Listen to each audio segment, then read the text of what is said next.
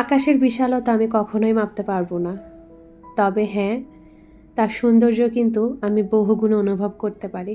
পাখির এই কলরব, ফুল, লতা পাতা সব কিছু মনে হয় অন্যরকম একটা প্রশান্তি জায়গায় ভোরের এই সময়ে। হ্যালো এভরিওয়ান, আসসালামু আলাইকুম, welcome back to my channel beauty blogger Subarna. আমি সুবর্ণা বলছি চট্টগ্রাম থেকে। যে যেখান থেকে বসে আমার আজকের এই ভিডিওটা দেখছেন না কেন, আমি আশা রাখছি আপনারা সকলে সুস্থ আছেন, ভালো আছেন এবং নিরাপদে আছেন। আমরা আলহামদুলিল্লাহ মোটামুটি ভালো আছি। আর যদি কেউ অসুস্থ থেকে আমার আজকের এই ভিডিওটা দেখে থাকেন, তো তাদের সকলের সুস্থতা কামনা করে আমার আজকের এই ভিডিওটা দেখার আমন্ত্রণ জানাচ্ছি। আশা রাখছি যে বরাবর মতো আমার আজকের এই ভিডিওটাও আমার সকল প্রিয় আপু ভাইদের কাছে ভালো লাগতে পারে। সকালবেলায় একদম সংসারের কাজকর্ম নিয়ে হাজির হয়ে গেলাম। আমি না আমার সংসারের জন্য খুব কিউট একটা জিনিস কিনেছি, সেটা না আপনাদের সাথে শেয়ার করব।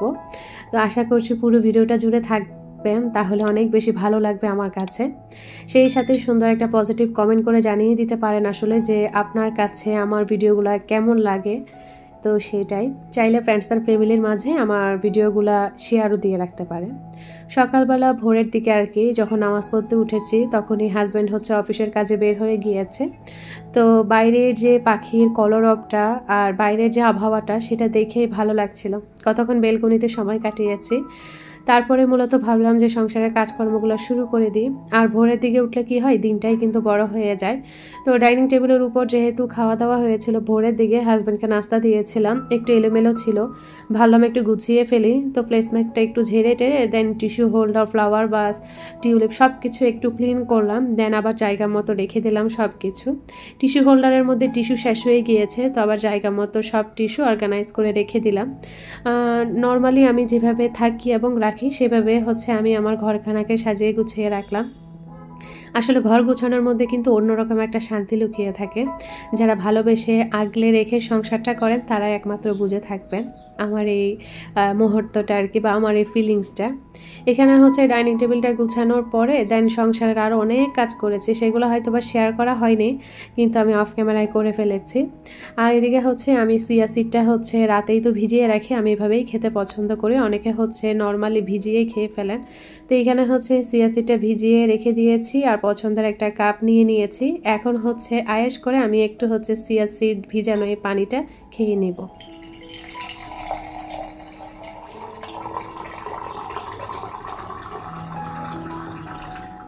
নিয়ম মাফিক ওইভাবে আমার চিয়া সিডটা খাওয়া হয় না, প্রায় সময় ভুলে যাই আমি রাতে ভিজাতে। তবে হ্যাঁ, বেশিরভাগ সময় আমি ট্রাই করি খাওয়ার জন্য। অনেকে ডিটক্স ওয়াটারটা ট্রাই করে থাকেন, তবে আমি ডিটক্স ওয়াটারটা ওভাবে খেতে পারি না, কেমন কেমন জানি লাগে আমার কাছে। আমার হাজব্যান্ড অনেক সময় বিটরুট এনে রাখে ঘরের মধ্যে, যে বিটরুটের সালাদ খাওয়ার জন্য বা জুসটা করে খাওয়ার জন্য, শরীরের জন্য আসলে অনেক উপকার, কিন্তু আমি সেটা পারি না, এই জন্য করি না। তবে আমার হাজব্যান্ড জোর করে দিলে সেটা আসলে না করতে পারি না। তো এখানে আমি চিয়া সিডটা পানির সাথে একদম মিশিয়ে ফেলেছি। তো এই যে মিশানোর যে সৌন্দর্যটা, এটা দেখতে অন্যরকম লাগে আমার কাছে, খুব সুন্দর লাগে আসলে বাইরে থেকে দেখতে। আর আমার পছন্দের এই বাটি, কাপ, ফ্রিজ অনেক শখ করে কিনি তো আসলে। তো যখন এগুলোতে করে খাই না আমি, আমার না এত ভালো লাগে, সত্যি কথা আমি বোঝাতে পারবো না। আপনারা যারা আমার এই ছোটোখাটো এই শপিংগুলো পছন্দ করেন, সুন্দর একটা পজিটিভ কমেন্ট করেন, আসলে আমি অনেক বেশি খুশি হয়ে যাই আমার এই কিউট কিউট জিনিসগুলো যে আপনারা এত বেশি পছন্দ করেন। তো যাই হোক, আজকেও একটা সুন্দর একটা জিনিস কিনেছি, আশা করছি ভালো লাগবে আপনাদের কাছে। তো এখানে কথা বলতে বলতেই আমার চিয়া সিড ভেজানো পানিটা খাওয়া হয়ে গিয়েছে। তো সিঙ্কের মধ্যে রেখে দিয়ে এসে আমি ধোয়া পাতলা করে আর কি, কিছু ধোয়া পাতলা ছিল সেগুলো আবার স্টেনারে পানি ঝরতে দিয়ে আসলাম। মূলত কিচেনটাকে আবার একটু ক্লিন টিন করে দেন ডাইনিংয়ে চলে আসলাম। একটু পানি টানি পড়েছে আর স্টুলটাও একদম ক্লিন করে ফেলেছি। অনেকে আমাকে বলেছেন যে আপু আপনার এই 3 পায়াওয়ালা টুলটা কোথায়, এটা তো দেখি না। আসলে এটা আমার লিভিং রুমে থাকে, আমি এটাতে গাছ রেখে থাকি। তো আজকে ভাবলাম যে একটু অন্যভাবে প্রেজেন্টেশন করি চিয়া সিডটাকে। সবাই তো নর্মালিভাবে খায় গ্লাসের মধ্যে চিয়া সিড ঢেলে, আমি যদি একটু অন্যরকমভাবে সাজিয়ে গুছিয়ে খাই, সেটা হয়তো বা অন্যদের থেকে একটু ভিন্নতা দেখাবে। সেই জন্য আমি সবসময় একদম গুছানো গাছানো সুন্দরভাবে পরিবেশন এবং পরিপাটি করে রাখতে চাই, আর সেগুলো আপনাদের সাথে আমি শেয়ার করতে চাই। অনেক সময় সেটা হয়ে ওঠে না, আমার অসুস্থতা বলেন বা আমার ব্যস্ততা বলতে পারেন, তবে চেষ্টা করি আমি আমার বেস্টটুকু আপনাদের সাথে শেয়ার করার জন্য। আমার এই সুন্দর সাজানো গোছানো কাজগুলো দেখে যখন আপনারা বলেন যে আপু আপনার থেকে কিছু শিখতে পারছি, বা আপনার এই জিনিসটা ভালো লাগে, আমিও এই জিনিসটা ট্রাই করব, তখন সত্যি কথা বলতে আমার সার্থকতা পূরণ হয়ে যায়। আমি তো চিয়া সিড ভিজানো পানি টানি খেয়ে একটু ঘুমিয়ে পড়েছিলাম, খুব বেশি খারাপ লাগছিল। আর ঘর গোছানোর কোনো প্যারা নেই, আলহামদুলিল্লাহ হেল্পিং হ্যান্ড আপাকে দিয়ে একটু গুছগাছ করে ফেলেছি, তো এই জন্য আর প্যারা নেই। এখানে হচ্ছে আমি যেহেতু আমার শ্বশুরবাড়ি থেকে অনেকগুলো নারকেল এনেছি, চালতা এনেছি, তো চালতার আচার করার ইচ্ছা আছে। আজকে কিন্তু চালতার একটা টকের রেসিপি আপনাদের সাথে শেয়ার করব। আর মাটির নিচের আলু এনেছিলাম, তো ওইটা দিয়ে চিংড়ি মাছ দিয়ে রান্না করব। শেষ পর্যন্ত থাকবেন, আশা রাখছি ভালো লাগবে। বাঙালি এই রান্নাবান্নাগুলো আমার হাজব্যান্ড এবং আমার পছন্দ, আমার অত না, বাট আমার হাজব্যান্ডের অনেক বেশি পছন্দ। তো এইদিকে হচ্ছে আমি যেহেতু নারকেল এনেছি, প্রতিবেশীদেরকে দিয়েছি আর কিছু নিজের জন্য রেখেছি। তো আমি যখন ছোট ছিলাম, আমি আমার নানি, দাদি, আমার মাকে দেখতাম এরকম নারকেল দিয়ে মানে নারকেলটাকে কোরানো আর হচ্ছে চিনি, গুঁড়া দুধ এগুলা দিয়ে মজা করে মেখে দেন খাওয়াতো। মানে এই শীতকাল আসলে এগুলা করতো। তো হঠাৎ করে আমার না খুব খেতে ইচ্ছে করছিল। সেদিন মায়ের সাথে আলাপ করলাম যে মা, তোমার যে এই যে মাখিয়ে যে বড় বড় গোলা করে করে হাতে দিতা, ওই স্বাদটা না মা এখন আর পাই না। তো আমার মা খুব হাসছিল, মা তো মাই হয় তাই না। তো যাই হোক, মায়ের সাথে অনেকক্ষণ গল্প আড্ডা করলাম এগুলো নিয়ে। পরে যাই হোক নিজে একটু বানিয়ে টানিয়ে দেন সকালবেলার নাস্তায় খাবো। তো আমি হচ্ছে মুড়ি, নারকেল, চিনি, গুঁড়া দুধ এগুলো আগে থেকে নিয়ে নিয়েছি, পানিটাও গ্লাসে রেডি করে রেখে আসলাম। এদিক দিয়ে হচ্ছে আমার চায়ের লিকারটা হচ্ছে কড়া হয়ে যাচ্ছে, আবার কড়া চা আমার একটু পছন্দ না। তো ভাবলাম এখন দুধ চিনি মিশিয়ে পছন্দের একটা কাপ নিয়ে গিয়ে দেন চাটা ছেঁকে ফেলি। তো পছন্দের কাপ নিয়ে নিলাম, সেই সাথে চা ছাঁকনিটাও নিয়ে ফেললাম। গুড মর্নিংয়ের এই চা খাওয়ার কাপটাতে আমি যখন চা নিই, বেশ পরিমাণেই নিই, কিন্তু এই কাপটার একটা বিশেষত্ব হচ্ছে এটা তলার মধ্যে পড়ে থাকে। অনেকে হয়তো আমাকে বলতে পারেন যে আমি কম চা খাচ্ছি। হ্যাঁ, তাদের জন্য হয়তো বা রাইট, আমি কম চাই খাচ্ছি। হ্যাঁ, তবে অনেকের জন্য রাইট না। এখানে কিন্তু অনেক চা ধরে। নর্মালি যে আমরা পানি খাওয়ার গ্লাসগুলো থাকে না, ওই সব গ্লাসগুলো সমান হচ্ছে আমার এই কাপটা। তো যাই হোক, খুব ভালো লাগা নিয়ে আসলে এই গ্লাসগুলো আমি নিয়েছি বা এই কাপগুলো নিয়েছি। তো শখ করে আসলে এইসব কাপ বাটি গটি আমি কিনে থাকি। ইভেন আমি হচ্ছে এইসব কাপ বাটি গটিতে আমি শখের বসে খেয়ে থাকি। সবসময় খেতে গেলে দেখা যাবে কি হুট করেই ভেঙে যাবে, এই জন্য আসলে খেতে পারি না, শখ করে নামাই, আবার খাই, আবার রেখে দিই। তো যাই হোক, এখানে হচ্ছে আমি চাটা বানিয়ে নিয়েছি, আর চাটার সাথে কথা বলতে অনেক বেশি মজা হয়েছিল। আর অনেকে হয়তো বা এই মুড়ি দিয়ে, নারকেল দিয়ে, এই গুঁড়া দুধ, চিনি এরকম খান না, তবে হ্যাঁ আমি বলতে পারি যে অনেক বেশি মজা লাগে। এই যে শীতের এই সময়টাতে কিন্তু খুব বেশি ভালো লাগে খেতে। আমার বাসায় কিন্তু অলরেডি শীত পর স্টার্ট হয়ে গিয়েছে, যেহেতু উত্তরের দিকে আমার বাসা, খুব বাতাস বইছে আর ঠান্ডা ঠান্ডাও একটা অনুভূত হচ্ছে। আর ইদানিং তো আমি সুস্থ হতেই পারছি না, তার কারণ হচ্ছে আমি ঠান্ডার কাজটা বেশি হচ্ছে, আর সেই সাথে হচ্ছে ধোয়া পাটলা সব কিছু আমার একা হাতেই হচ্ছে। আর আমার হেল্পিং হ্যান্ড আপাটা হচ্ছে শুধুমাত্র ঘর মুছে থাকে, আর কোনো কাজ আমি করাই না, আর আমার ভালোও লাগে না করাতে। এই জন্য একটু সূচিবায়ু বলতে পারেন, তো এই জন্য আমি কষ্টটাও বেশি পাচ্ছি। এই ঠান্ডাটা যে আমাকে কবে ছাড়বে আমি সেইটারই অপেক্ষায় আছি। তো এইখানে হচ্ছে খাচ্ছিলাম, আর এত বেশি মজা লাগছিল সত্যি কথা বলতে। তো মুড়ির সাথে চা কিন্তু বেস্ট একটা কম্বো। তো মুড়িও খাচ্ছি আবার চাও খাচ্ছি। তো সকালবেলাটা আলহামদুলিল্লাহ খুব সুন্দরভাবে আমার কেটেছে। তো এখন যে জিনিসটা আমি শেয়ার করছি, এটা হচ্ছে আমি প্রায় 2-3 মাস আগে আমি হাতে পেয়েছি। শেয়ার করব করে আসলে আর করাই হচ্ছে না। আপনারা অনেকেই জেনে থাকবেন যে আমি যখন শপিং শেয়ার করতে যাই তখন একসাথে লাগাতার সবগুলা করতে থাকি। তার কারণ হচ্ছে যখন সবগুলো একসাথে আমার হাতে জমা হয়ে যায় তখন গিয়ে দেন আমার শেয়ার করার ইচ্ছাটা জাগ্রত হয়। বাট আমি এই ডার্ক লিপ একটা ফেসবুক পেজ থেকে আমি হচ্ছে এই পর্দাটা অর্ডার করেছি। তবে হ্যাঁ, আমি এই পর্দাটা অর্ডার করিনি, আমি হচ্ছে আরেকটা পর্দা অর্ডার করেছিলাম এরকমের ভিতরেই, মানে সেম স্টাইলেরই। তবে এইখানে যে কারু কাজটা আছে সাদার মধ্যে, যে গোলাপ ফুলের কাজটা, আমি এটা চাই না, আমি একটু অন্যরকম চেয়েছিলাম। আমাদের যে লুনা ভাবি আছে না, লুনা ভাবিটা হচ্ছে একদম এই টাইপের। তা আমি চেয়েছিলাম ভাবিটা যেহেতু এই টাইপের, আমি আর এই টাইপেরটা নিব না, আমি হচ্ছে আরেক স্টাইলের নেব। তবে হ্যাঁ, ভাইয়ারা কি করেছে ওটার আমাকে বলেনি, আমি এতবার বলার পরেও যে আমাকে মানে ওইখানে অনেকগুলা কোড নাম্বার দেওয়া ছিল, তো ওনারা হচ্ছে এটা D1 ছিল, আমি বলেছিলাম D2 দিতে, বাট ভাইয়ারা কি করেছে আমাকে D1টাই ঢুকিয়ে দিয়েছে। না, আমি যখন হাতে পেয়েছি আমি তো আর চেক করিনি ডেলিভারি ভাইয়াদের সামনে, বাসায় এনে যখন আমি চেক করেছি আমার খুব বেশি খারাপ লেগেছে যে আল্লাহ, লুনা ভাবিটার মতো আমাকে দিয়ে দিয়েছে। ও ভাবির সাথে আবার শেয়ার করছিলাম, ভাবি বলে তো কি হয়েছে, দুজনের একই রকম হলে সমস্যা কি, আরও ভালো লাগবে। তো যাই হোক, আর আসলে মন খারাপ করিনি আমি। তবে পর্দাগুলো অনেক বেশি সুন্দর। এই পর্দাগুলো মনে হয় 550 50 টাকা নাকি 600 টাকা এরকম নিয়েছে। এই একটা পর্দার দামই মনে হয় 550 নাকি 600 টাকা এরকম পড়েছিল, সাথে ডেলিভারি চার্জ তো 150 টাকা ছিলই। আমার আসলে মনে পড়ছে না, যেহেতু প্রায় অনেক মাস হয়ে গিয়েছে, আলমারিতেই ছিল। তো এতদিনে আমার খাজানা থেকে বের হলো আমার এই কিউট পর্দাটা, হোয়াইটের মধ্যে এরকম গোলাপ ফুল প্রিন্ট করা পর্দাটা, আরও ঝালর দেওয়া, কি যে সুন্দর লাগছিল কি বলবো। ফেসবুকে যেরকম দেখেছি তার চেয়ে দ্বিগুণ বেশি সৌন্দর্য হাতে পাওয়ার পর বুঝতে পেরেছি। তা আমি দূর থেকে বলেন কাছ থেকে বলেন একটু শেয়ার করার চেষ্টা করছি আপনাদেরকে। যাদের এই টাইপের জিনিসগুলো পছন্দ তারা চাইলে কালেক্ট করে নিতে পারেন ডার্ক লিপ এই ফেসবুক পেজটা থেকে। অনেক ধরনের পর্দা আছে, তবে আমি যখন নিয়েছি এই পর্দাটা তখন ডিসকাউন্টে দিচ্ছিল, তো একটু কমে পেয়েছি, 50 টাকা কমে পেয়েছি মনে হয়, আমি আমার যতটুকু মনে আছে। তো যাই হোক, পর্দাটা কেমন হয়েছে চাইলে ছোট্ট একটা কমেন্ট করে জানাতে পারেন। আর ইনশাল্লাহ আমি যখন এটা দিয়ে ঘর সাজাবো বা ডেকোরেশন করব, ইনশাল্লাহ শেয়ার করবো আপনাদের সাথে। এই পর্দাগুলো হচ্ছে বাইরের দেশের যে টেমো, আইকিয়ে, তারপর অ্যামাজন, এইসব যে বাইরের দেশগুলোতে আছে, তো যারা কোরিয়ান ড্রামা সিরিয়াল করে বা কোরিয়ান ব্লগগুলো করে তাদের বাসায় হচ্ছে এই পর্দাগুলো আমি খুব দেখতাম। তা আসলে আমি দেখতে দেখতেই না খুব ভালো লাগা কাজ করছিল। তো আমি লুনা ভাবিকে একসময় বলছিলাম যে ভাবি পর্দাগুলো কি সুন্দর না। তা আমার আগে আসলে লুনা ভাবি নিয়ে ফেলেছিল, একসাথে নেওয়ার কথা ছিল, তো আমার হাতে বাজেট ছিল না বিধায় আমি আর নিতে পারিনি, পরে ভাবি নিয়ে ফেলেছিল। আপনারা ভাবির ভিডিওগুলো দেখতে পারেন, খুব সুন্দর হয়, লুনা লাইফস্টাইল ব্লগ আর কি ভাবির চ্যানেলের নাম।